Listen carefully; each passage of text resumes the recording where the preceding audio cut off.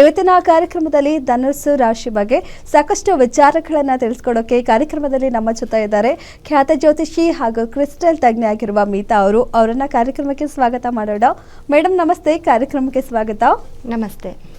S, ಧನುಸ್ಸು ರಾಶಿ ಬಗ್ಗೆ ಇವತ್ತಿನ ಕಾರ್ಯಕ್ರಮದ ತಿಳಿಸ್ಕೊಡ್ತೀವಿ ಅಂತ ಹೇಳಿದ್ವಿ. ಇಷ್ಟು ದಿನ ಧನುಸ್ಸು ರಾಶಿಗೆ ಟೈಮ್ ಸರಿ ಇಲ್ಲ ಅಂತ ಹೇಳ್ತಾ ಇದ್ರಿ. ಹೇಗಿದೆ ಈಗ ಧನುಸ್ಸು ರಾಶಿಯವರಿಗೆ ಟೈಮ್ ಅಂತ ಹೇಳೋದಾದ್ರೆ? ನೋಡಿ, ಧನುಸ್ಸು ರಾಶಿ ಅಂದಾಗ ಧನುಸ್ಸು ರಾಶಿಯವ್ರಿಗೆ ಇಷ್ಟು ದಿನ ಟೈಮ್ ಚೆನ್ನಾಗಿರಲಿಲ್ಲ. ಏನಕ್ಕೆ ಅಂತಂದರೆ ರಾಶಿಯಾಧಿಪತಿ ಗುರು ಬಂದು ಸಪ್ತಮದಲ್ಲಿದ್ದರೂ ಕೂಡ ಎಲ್ಲೋ ಒಂದು ಕಡೆ ಸೂರ್ಯ, ಕುಜ ಇವರೆಲ್ಲರೂ ಕೂಡ ರಾಶಿಗೆ ಬಂದಾಗ ತುಂಬ ನೋವನ್ನು ಅನುಭವಿಸಿದ್ದಾರೆ. ಯಾಕಂದರೆ ಮೂರನೇ ಮನೆಯಲ್ಲಿ ಧನುಸ್ಸು ರಾಶಿಗೆ ಮೂರನೇ ಮನೆಯಲ್ಲಿ ರಾಹು ಕೂಡ ಇರೋದ್ರಿಂದ ಯಾವುದಾದ್ರೂ ಒಂದು ತೊಂದರೆಗಳು, ಫ್ರೆಂಡ್ಸಿಂದ ತೊಂದರೆ, ಈ ರೀತಿ ಅನೇಕ ತೊಂದರೆಗಳು ಅನುಭವಿಸ್ತಾ ಇದ್ರು.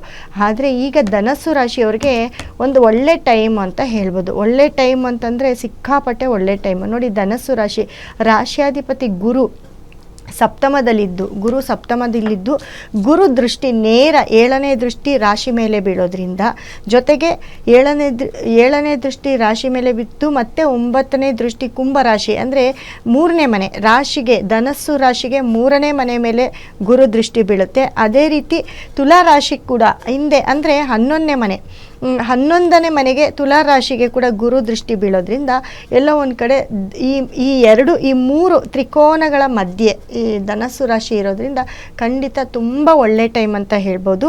ಅದೇ ರೀತಿ ನೋಡಿ, ಸೂರ್ಯ ಮತ್ತು ಕುಜ, ರಾಹು, ಬುಧ ಈ 4 ಗ್ರಹಗಳು ಕೂಡ ಕುಂಭದಲ್ಲಿದ್ದಾವೆ. ಅಂದರೆ 3ನೇ ಮನೆಯಲ್ಲಿರ್ತಾರೆ. ಮತ್ತು ಶುಕ್ರ, ಯಾಕಂದರೆ ರಾಶಿಗೆ 11ನೇ ಮನೆ ಅಧಿಪತಿ, 11ನೇವನಾಗಿ ಶುಕ್ರ.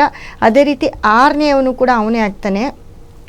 6ನೇವನಾಗಿ 11ನೇವನಾಗಿ ರಾಶಿಗೆ ಶುಕ್ರ ಉಚ್ಚನಾಗಿ ಮೀನ ರಾಶಿಯಲ್ಲಿದ್ದಾನೆ. ಮೀನ ರಾಶಿಗೆ ಸೂರ್ಯ ಕೂಡ ಪ್ರವೇಶ ಆಗ್ತಾ ಇದ್ದಾನೆ. ಸೊ ಮೀನ ರಾಶಿಯಲ್ಲಿ ಶುಕ್ರ, ಶನಿ ಮತ್ತು ಸೂರ್ಯ 3 ಗ್ರಹಗಳ ಒಂದು ಸಂಗಮವಾಗುತ್ತೆ. ಈ 3 ಗ್ರಹಗಳ ಸಂಗಮ ಆಗೋದ್ರಿಂದ ಧನುರಾಶಿಯವರಿಗೆ ಸಿಕ್ಕಾಪಟ್ಟೆ ಪ್ರಾಪರ್ಟಿ ತಗೊಳ್ಳೋದು, ದುಡ್ಡು, ಕಾಸು ಎಲ್ಲವೂ ಕೂಡ ಕೆಲಸ ಕಾರ್ಯಗಳೆಲ್ಲ ಆಗ್ತಾ ಇರುತ್ತೆ.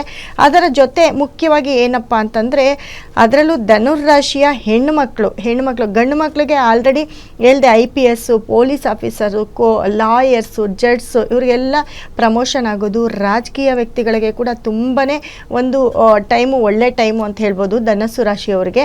ಮತ್ತು ಯಾವ ಒಂದು ಕೆಲಸ ಕಾರ್ಯದಲ್ಲಿದ್ದರೂ ಧನುಸ್ಸು ರಾಶಿಯವರಿಗೆ ಈ ಒಂದು ತಿಂಗಳು ಮುಟ್ಟಿದ್ದೆಲ್ಲ ಚಿನ್ನನೇ ಅಂತ ಹೇಳ್ಬೋದು. ಯಾಕಂದರೆ ಸತತ 3ನೇ ಮನೆಯಲ್ಲಿ ನೋಡಿ, 3ನೇ ಮನೆಯಲ್ಲಿ ಕುಜ, ರಾಹು, ಬುಧ. ಕುಜ 12ನೇವನಾಗಿ ಕುಜ, ಅದೇ ರೀತಿ ಅವನು 5ನೇವನಾಗಿ 12ನೇವನಾಗಿ ಕುಜ 3ನೇ ಮನೆಗೆ ಬಂದಿರೋದು. ಅಂದರೆ ಫ್ರೆಂಡ್ಸಿಂದ ತುಂಬ ಅನುಕೂಲ ಆಗೋದು. ಫ್ರೆಂಡ್ಸು ಆಗಿರ್ಬೋದು, ಅಕ್ಕ ತಂಗಿರಾಗಿರ್ಬೋದು, ಅಥವಾ ಕುಟುಂಬದ ಒಂದು ಫ್ಯಾಮಿಲಿಯಲ್ಲಿ ಯಾವುದಾದ್ರೂ ಒಂದು ಗಿಫ್ಟ್ ಬರೋವಂಥದ್ದಾಗಿರ್ಬೋದು. ಇದೆಲ್ಲವೂ ಕೂಡ ಬುಧ ಕೂಡ ನೋಡಿ, ಬುಧನು ರಾಶಿಗೆ ಅವನು ಸಪ್ತಮಾಧಿಪತಿ ಅವನೇ ಆಗಿರ್ತಾನೆ.